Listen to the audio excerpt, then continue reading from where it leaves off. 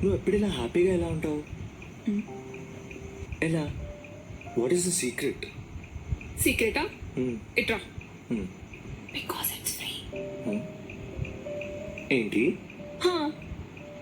Being happy is free of cost. అందుకే mostly I try to be happy. We are humans, right? మనకి feelings ఉంటాయి and ఆ ఫీలింగ్స్లో I feel being happy is overrated. అందుకే చాలా మందికి హ్యాపీగా ఉండడం కష్టం అనిపిస్తుంది. బట్ నువ్వు అబ్జర్వ్ చేస్తే it's all in the perspective. ఇప్పుడు నాకు ఆకలిస్తుందని నీకు చెప్పాను, నువ్వు వెళ్ళి నాకు ఇది తీసుకొచ్చావు, నేను హ్యాపీగా ఇది తింటున్నాను, చాలు. ఈ మూమెంట్కి ఐఎమ్ హ్యాపీ. దానికే ఎంత హ్యాపీగా ఉన్నావా? దీనికే ఇంత హ్యాపీగా ఉన్నాను, అందులో తప్పేముంది?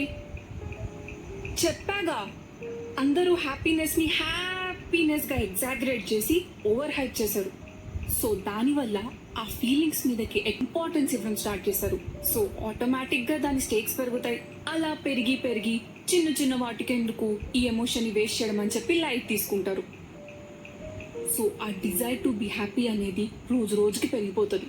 అంటే ఆ హ్యాపీనెస్ని Cloud9 నుంచి గ్రౌండ్ రియాలిటీలోకి తీసుకుని రా. Then you can have the experience of being happy in all the little things you see or do in your normal life.